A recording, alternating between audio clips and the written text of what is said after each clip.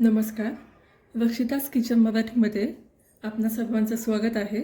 आज आपण कांदा भजी बनवणार आहोत. त्यासाठी मी मीडियम आकाराचे 2 कांदे कापून घेतलेले आहेत. लाल तिखट घेतलं आहे, मीठ घेतलं आहे, खाण्याचा सोडा घेतला आहे, हळद घेतली आहे, बेसन पीठ घेतलं आहे, कोथिंबीर घेतली आहे आणि ओवा घेतलेला आहे आणि इकडे तेल घेतलेलं आहे. तर आपण रेसिपीला सुरुवात करणार आहोत. त्यासाठी मी एक बाउल घेतलेला आहे. त्याच्यामध्ये मी कांदा घालते आहे. कांदा घेतल्यानंतर कोथिंबीर घेते. जरा जास्त घ्यायची कोथिंबीर, म्हणजे भजी आपल्याला थोडेसे ग्रीन दिसतात. कोथिंबीर लाल तिखट टाकते. त्याच्यानंतर हळद टाकते थोडी. हळदीनंतर मीठ टाकून घेते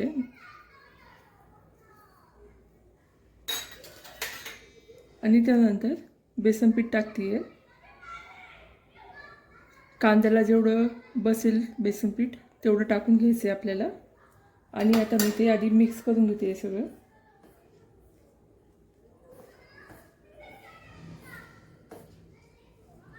आता ह्यामध्ये आपण पाणी टाकून मळून घेणार आहोत. आता हे पीठ आपलं मळून झालं आहे. त्याच्यामध्ये मी ओवा टाकणार आहे. हातामध्ये ओवा घेतला आहे, तो जरा क्रश करून टाकायचा. त्याचा फ्लेवर उतरतो त्यामध्ये. ओव्याने अजून छान टेस्ट येते. आपण परत एकदा मिक्स करून घेणार आहोत. आता आपण भजी तळण्यासाठी गॅसवरती कढई ठेवणार आहोत. कढईमध्ये मी आधीच तेल टाकून ठेवलेलं आहे. आपण तेल गरम करून घ्यायचं आधी. आणि तेलामध्ये मी थोडंसं मीठ टाकते, कारण मीठ टाकल्यामुळे आपले भजी जास्त कढईला खाली चिटकत नाहीत. त्यामुळे आपण तेलामध्ये थोडंसं मीठ टाकून घेणार आहोत.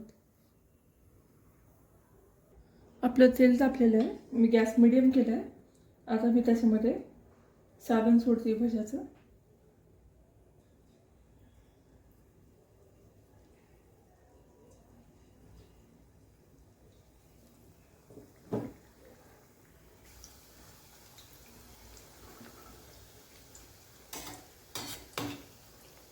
भजी टाकून घेतलेले आहेत.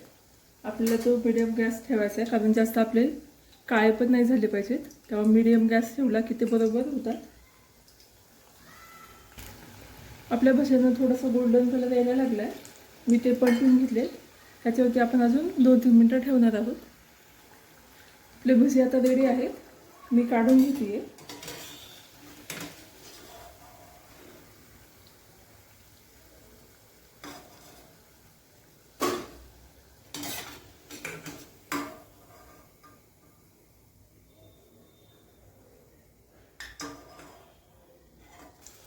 मी अजून एक घाणा टाकून काढून घेते भज्याचा, राहिलेल्या पिठाचा. भजे कधी पण सोडता त्याचं पीठ थोडंसं घट्ट ठेवायचं, म्हणजे कसं तेलामध्ये ते उडत नाही. जर तेलामध्ये ते उडलं जास्त पातळ झाल्यानंतर तर आपल्याला पोळू पण शकतं, तेल उडतं आपल्या हातावरती. बॅटर जरा घट्ट ठेवायचं, म्हणजे आपण हातात धरून ते सोडू शकतो तेलामध्ये.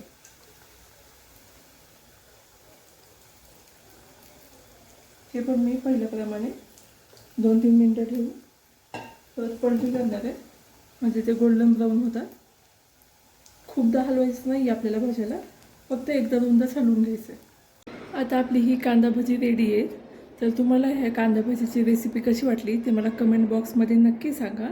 आणि जाता जाता चॅनलला लाईक आणि सबस्क्राईब करायला विसरू नका. थँक्यू.